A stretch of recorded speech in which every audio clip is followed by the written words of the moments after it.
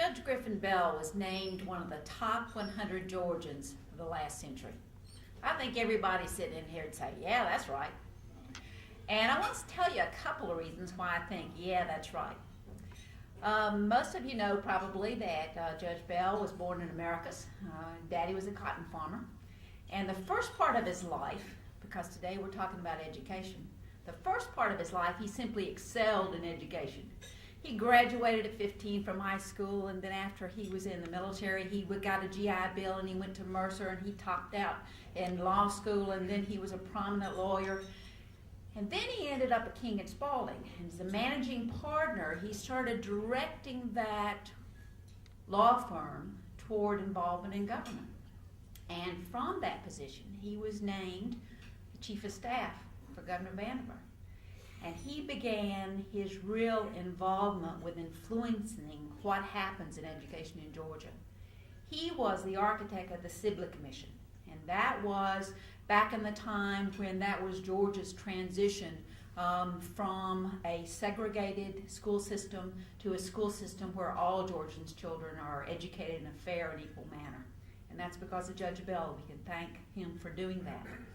And then after that, after he left that position with Governor Vanderbilt, he became involved in the candidacy of Senator John Kennedy.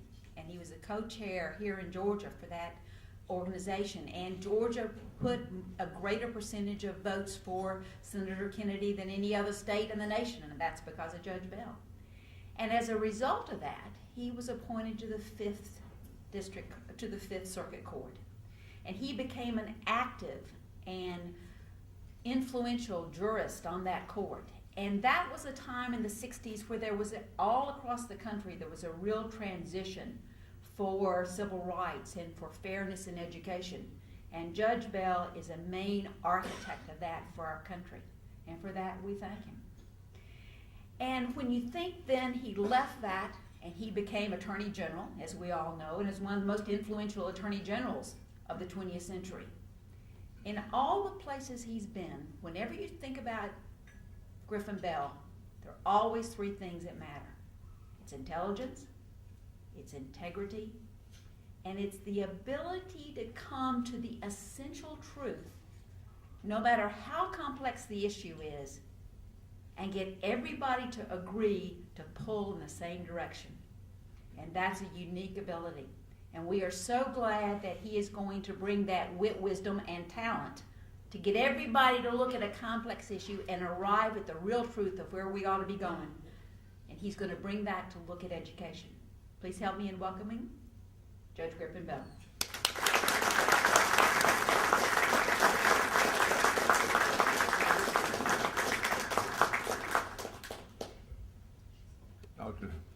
Dr. Fitzgerald, I thank you very much for the warm introduction, although it was a good deal of exaggeration in it. I've been asked to address the subject of public education in Georgia, and I propose to do so. It's going to take me about 20 minutes, so don't get impatient to cover all the bases.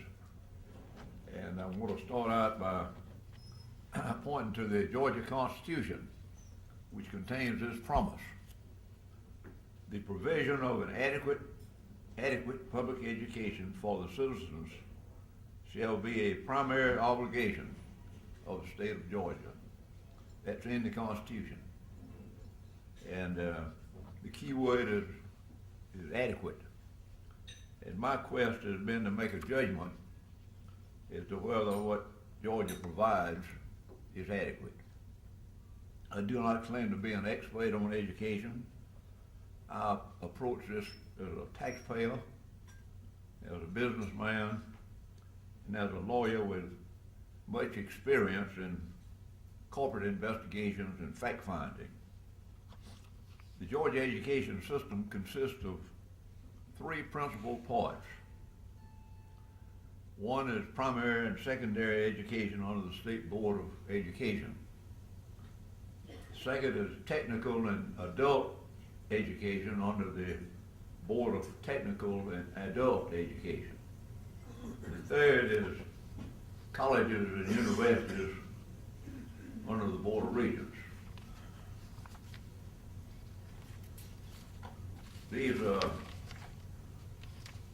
there seems to be very little correlation between the three areas or three groups.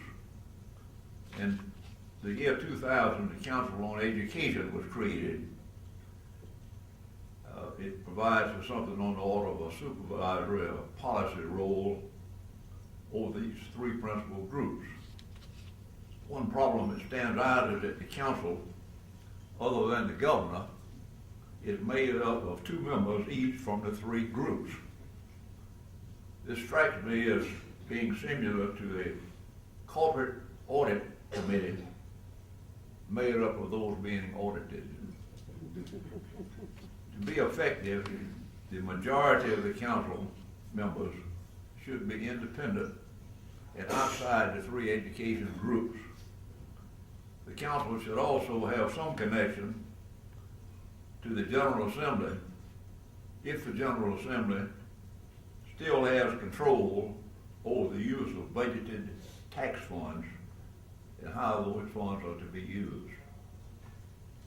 The best part of the Council on Education statute is it sets up the Office of Student Achievement. That office is alive and well and is gathering useful information in all 3 education areas. It identifies problems in education as well as suggesting solutions. It is finding the best schools and best methods over the state and is promoting the use of these best methods and best systems as models. The Office of Student Achievement may provide the stimulus that is necessary if the state education system as a whole is to become adequate. It is not now adequate. The problems that I point to in my assessment and others not yet identified should be the subject of a so-called white paper, just as they have in England and the British Commonwealth countries. Whenever there's a problem, they always get the best people to write a white paper. This could be sponsored by the Georgia Public Policy Foundation through finding the best experts, and whatever they find in the white paper should be disseminated to the public as well as to the governor and members of the General Assembly. Education in Georgia is being left exclusively to the education establishment on all levels. Policy making and oversight over the use of public funds rests on our form of government in elected officials.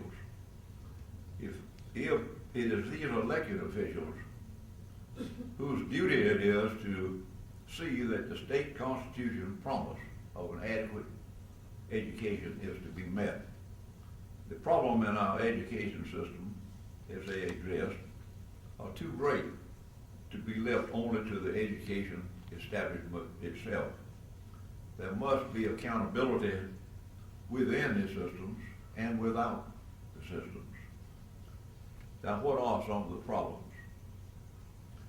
It would appear to be a reasonable expectation that a child be able to read by the 3rd grade. It is safe to say that in many systems, as many as 25% of those finished in the 3rd grade cannot read. Those who cannot read by this level should be immediately classified as education emergencies and provided special assistance to remedy the problem. In addition, each school system should hold the teachers of the particular child or children accountable. Remedial help should not await the end of the 3rd grade. The 1st and 2nd grade teachers should bear some responsibility. I know that the problem can be remedied if there's enough help. in addition to good reading teachers, homework at school as part of the school day should be mandatory for all children. This would be very controversial to say that people had to stay in school some extra time, and the teachers had to be there extra time. But if we are serious about education, that's one way to answer the oft-used excuse of home environment. We'll blame everything on the poor homes. Well, they wouldn't be at home, they'd be at school doing their homework at school. And then we wouldn't have to use the excuse that they're at home watching television, whatever excuses we come up with. This would be revolutionary in a way, but it would signal that we're serious about education. To fail at reading is to consign the student to the permanent underclass. This is the opposite of what our state and national goal is, to reduce the number of people in the underclass. It's a worthy goal and part of reaching the American dream. A great proportion of the underemployed in the prison, even the prison population, is made up of semi-literate people, the dropouts. President Kennedy once said that the Equal Protection Clause of the Constitution does not mean that we are to be equal in position or in wealth, or that we are equal in intelligence or background, but that we are entitled to be equal before the law, and we are entitled, each one of us, to a fair chance. Reading is a substantial part of getting a fair chance. The problem of reading lends itself to a class action. There's one pending in South Carolina now. That's something to be devoutly to be avoided, but that possibility should be faced. I've been unable to find a statistic on the number of teachers who have failed in their responsibilities or the consequences visited on the failing teachers. Likewise, I cannot find facts to ascertain which teacher training schools produce the failing teachers. Here again, this may be the result of education being left solely to the educational establishments with no accountability. This is a matter that needs to be addressed by the Georgia Professional Standards Commission, over and above leaving it to the school officials. The Standards Commission should make use of the information being developed by the Student Achievement Office on the failing student problem and the teachers involved. There are many, many excellent schools in Georgia, one being the Gainesville School District, which is set up a model where they test the students every 9 weeks, and they publish the name of the teachers and the percentage of people in their classes who are failing. That is a system that's being used as a model for other school systems.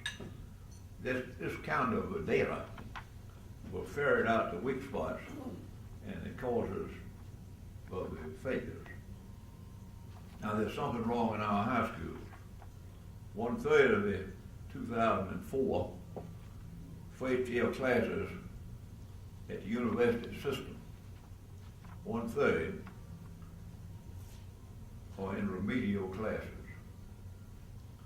The figure is only 25% if we include the University of Georgia, Georgia Tech, and Georgia State, because they have apparently no problem of students having to take remedial training.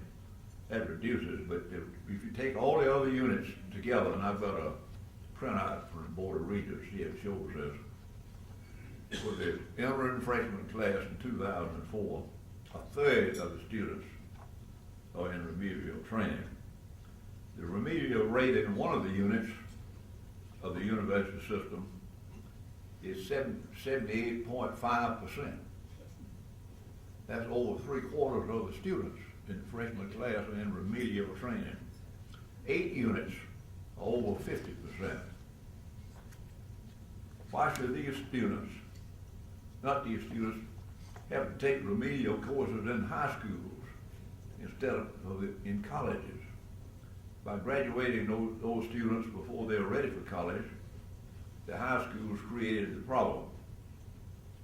If the high schools provided remedial training when needed, the university system would sharply decrease the first-year classes. Would this save tax money?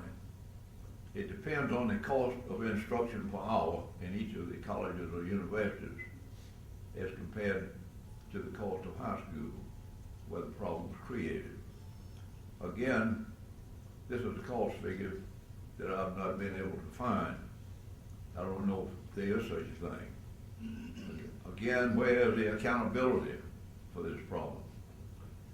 Would not the colleges be improved by having better students as a group?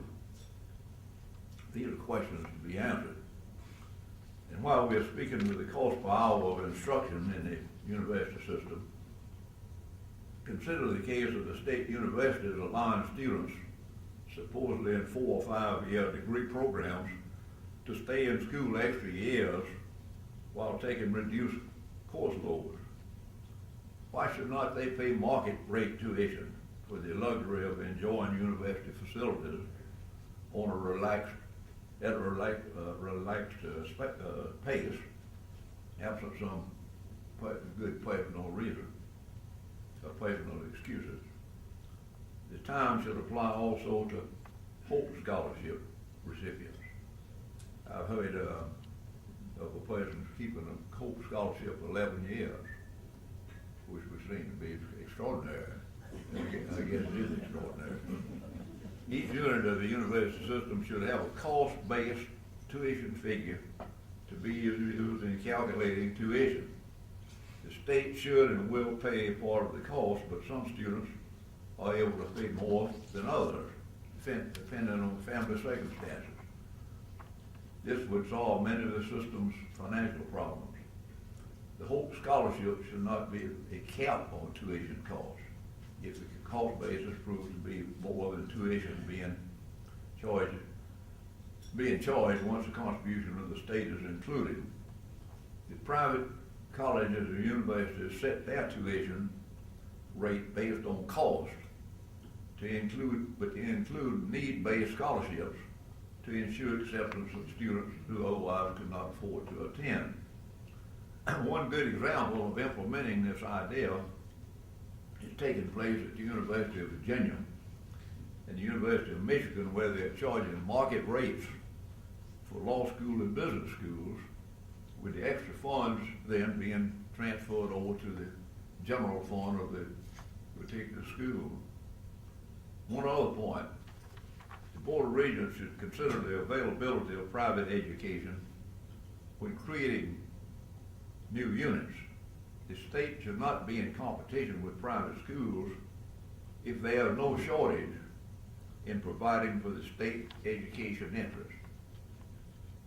The technical colleges seem to be functioning as contemplated by law and do not have problems that have come to my attention, except to find qualified students. They have the same problem as these colleges because they have to place people in development programs, they call it, not remedial training. It's got a different name, same thing. And they can't do much for a student who's not proficient in reading. The graduation rate of Georgia high school is improving slowly, has over the last 4 years, and is approaching 70%. But that figure has to be questioned because of the remedial training problem which I've just discussed. That has to be factored in. Overall, the educational system is inadequate in employing teachers, finding teachers with substantive degrees, particularly in the areas of grammar, math, and science.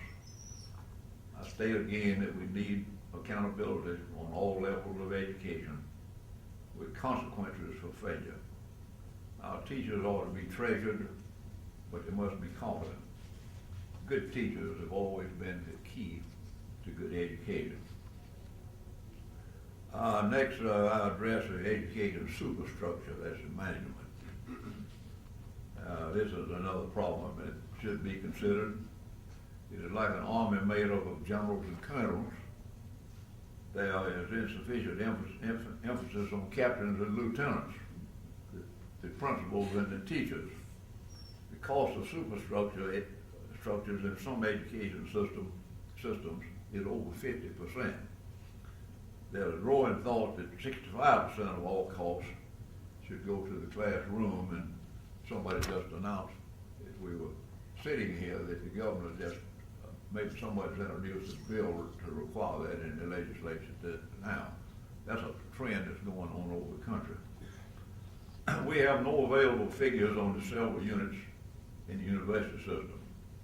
As I understand the financing method for the Board of Regents, the General Assembly provides a lump sum to be divided by the regents at their discretion. The regents provide a budget to the General Assembly, but I'm not certain whether it deals with the courses of study or the content. I have not been able to find out if the division of the funds is based on the courses being offered. Is there a record of the cost basis for making a particular course available, or the number of students taking the course? These are things that should be addressed by the General Assembly. I compared the adult education offering at one university with the offerings at a technical college in the same geographical area. And there was a great deal of course overlap, teaching the same thing at each institution. Although the technical colleges did not offer courses in yoga or ballroom dancing as the college was offering. We're all familiar with the ill-fated basketball course that was offered for a short time at the University of Georgia. Who decides how the tax dollars being used in the university system? What is education and what is a frill? What we need in Georgia is to define an adequate education as something above the average in our country. We do not want to just get by.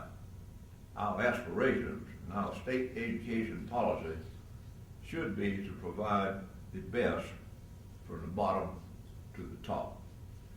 It will not be easy, but it can be done if we are really serious about education. We can come to grips with the problem, or we can continue to drift without accountability, leaving policy and execution to non-elected officials who never report to anyone except their own staffs, and with 3 different groups, each going its own way. Based on the university system printout, which I attach, is on remedial education for the beginning classes in the fall of 2004. It seems plain to me that some colleges in the university system should be consolidated with some of the technical schools and given a new purpose of being part college and part technical schools, with the technical schools in charge because they are action driven to train for jobs.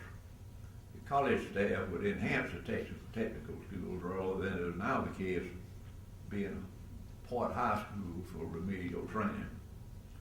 Based on utilization, some of the 2-year colleges may have been a mistake in the first place. You'll see from the chart how many students in each one. Lastly, I want to address the subject of the Georgia Board of Regents. Board of Regents was created in 1931. It was designed to control and supervise a higher education system, much smaller than it is today. One chancellor and part-time regents cannot supervise 34 institutions, soon to be 35, particularly the three research universities and the medical school. The Board of Regents is an organization of another era. The chancellor now comes from the world of business rather than education. The experts in this study should decide if it is now a good system. Much would be accomplished if the Board of Regents would appoint a Board of Trustees to act under the Regents for the University of Georgia, Georgia State, Georgia Tech, and the medical school. The Regents would get help without giving up power. Our private universities seem to prosper under boards of trustees. The governor and the General Assembly could authorize and require this remedy, just as they could, as a part of the appropriation process, look into course costs and whether courses are appropriate to Georgia's educational purpose. Hopefully your foundation will appoint experts to study our state education system and offer suggestions to the end that we can become proud of what has been achieved in our Georgia schools. The Governor's Office for Student Achievement is a very good beginning. And I want to emphasize again that we have many good schools, many good school systems, but we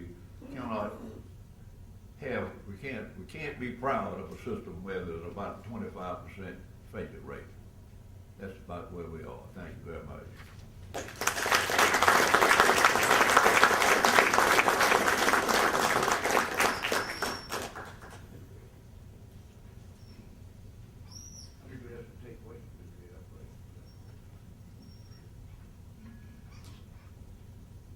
Any questions? Well, we thank you, Judge Bell, so much. Yes, sir? You made a comment about our prison population being uneducated. Why don't we require them to go to school in jail and learn to read? You can't get out unless you can read. Well, I don't know why we don't have school in prison. Maybe we do, for all I know, but during World War II, I happened to be in the Army. And about the time of the Battle of the Bulge, we were running out of people to draft. We, by that time, called in about 15 million people. And there was a category of 4Fs based on illiteracy. And they started calling these illiterates. I saw some of them. They were bedraggled a crowd. The first thing you did was clean them up and send them to the dentists and doctors, and then give them 6 weeks of military training. And then they gave them 6 weeks of school. They taught them to read, write, and do arithmetic in 6 weeks. So we're not talking about an impossible thing. And you can do the same thing in prison as far as I'm concerned. And it would be a great part of rehabilitation if we wanted to really be serious about rehabilitation. Any other questions? Well, thank you.